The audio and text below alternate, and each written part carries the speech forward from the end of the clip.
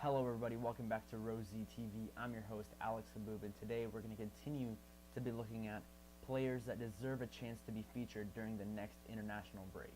Now in the last video we looked at 8 different defenders that should be featured in the next international break, but in today's video we're going to be discussing midfielders and forwards. Now like I said last video, these players are either uncapped for their country or they haven't been called up in years to the national team. Or finally, they have been called up, but they've just been used as unused substitutes and haven't really had a run of games under their belt. The first player I'll be talking about is Sevilla's own Steven Nzonzi. The 28-year-old former Stoke player is uncapped for his country. He had a fantastic campaign last season under Unai Emery, winning the Europa League, and he's continued playing brilliantly under Jorge Sampaoli this season. Sampaoli has used loads of different formations in this Sevilla side, so that means Nzonzi has played a few different roles.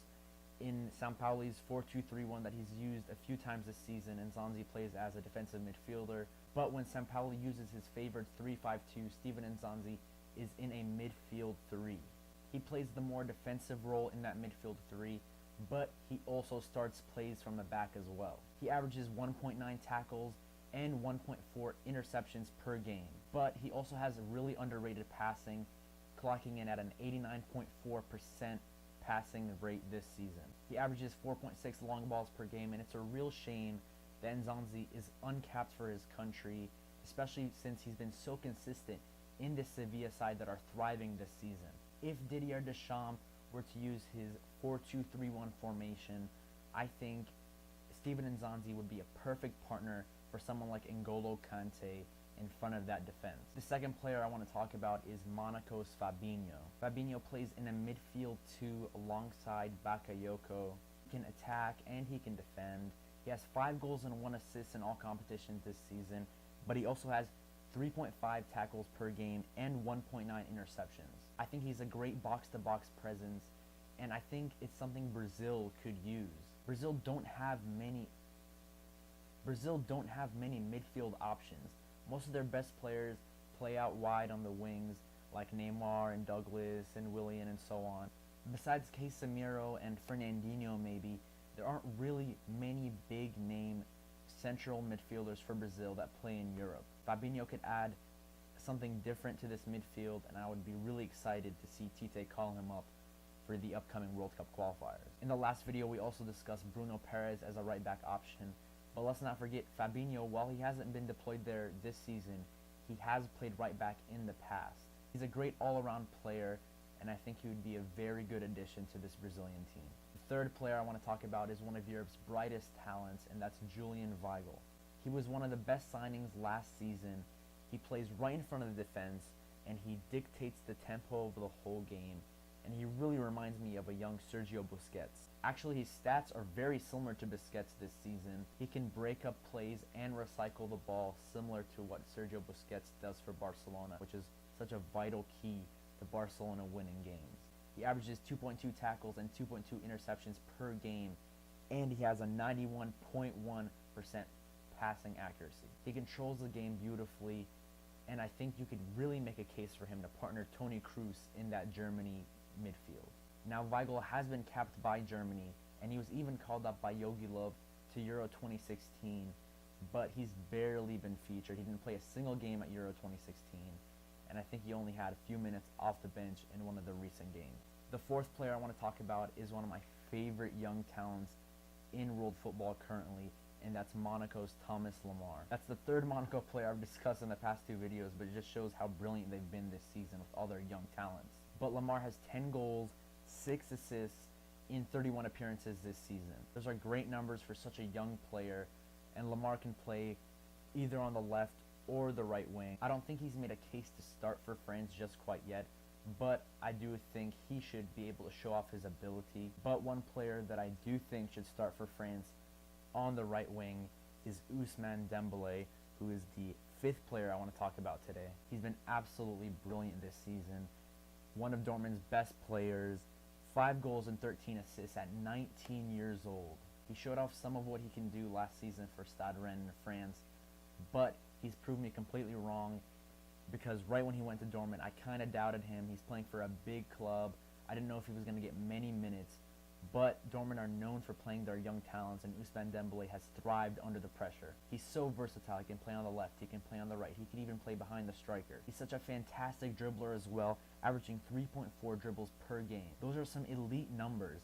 Comparing it to Lionel Messi, who averages 3.3 dribbles per game. That's honestly such a mind-blowing stat, since Messi's not only one of the greatest players in the world, but he's also one of the best dribblers of all time. I think the right midfield should be given to Ousmane Dembélé, and I think a trio of Antoine Griezmann up top, Dimitri Payet on the left, and Ousmane Dembélé on the right could be such a great force. Those three, with their pace and their technique, could rip teams apart. Now, the sixth player I want to talk about is someone who hasn't been talked about at all this season, and that's Pablo Piatti. Piatti is from Argentina, and he's currently playing for Espanyol in La Liga. He has 7 goals and 7 assists in the league this season, and he's a few assists behind Toni Kroos, who's the assist leader with 9. Now, Argentina have great wingers starting for them in Angel Di Maria and Lionel Messi, but looking at the bench, they don't have much depth in those positions. What happens if a Di Maria or a Lionel Messi goes out? There's Eric Lamela, who could possibly replace one of them, but I also think Piatti can make an impact off the bench as well. Piatti hasn't been capped in 6 years, getting his last cap back in 2011.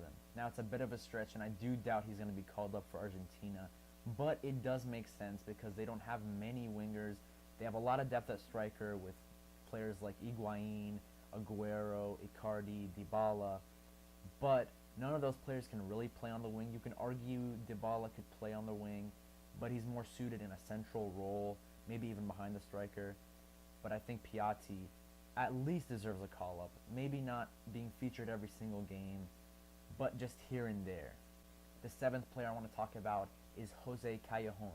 Ever since Jose Callejon has moved to Napoli, he's consistently put up great numbers for them, and he's consistently not been called up by Spain. This season, he has 10 goals and 10 assists in all competitions, but he hasn't played for Spain since a Euro 2016 qualifying match, and that was for the final 15 minutes off the bench to replace Santi Cazorla. Not only does Callejon deserve to be called up, but he probably even deserves to start in that right wing position. Spain have played so many attacking midfielders out wide, and I think it's time to finally put a natural winger on the wing. They've played guys like David Silva, Juan Mata, and Isco on the wing, but why not put someone like Callejon, who puts up great numbers in the league? Now, the last player I want to talk about, the 8th player, is Timo Werner. The young German 21-year-old has 11 goals and 2 assists in the Bundesliga this season. He's leading the line for RB Leipzig, who are currently 2nd place in the Bundesliga, as we discussed in the last video. Similar to Spain playing players out of position, Germany have consistently played wingers and attacking midfielders up top. They're desperate for a true striker, and I think it's time to end putting Thomas Muller or Mario Götze in that false 9 position. Werner is young, he plays for an exciting team, and he's consistently getting goals. Jogi Löw would be absolutely mad not to call him up in the next qualifying games. And if Werner gets played up top, he's going to have such great service around him. Probably Royce on the left, Mesut Ozil behind him, and now you could finally play Thomas Muller in the right midfield position instead of playing him up top. Muller hasn't consistently gotten goals this season like he usually does, and I think it's time to play him in his preferred position, which I think is either on the right or at number 10 behind the striker. There you have it, ladies and gentlemen. Those are my 8 midfield/attackers who deserve a chance to feature in the next World Cup qualifiers.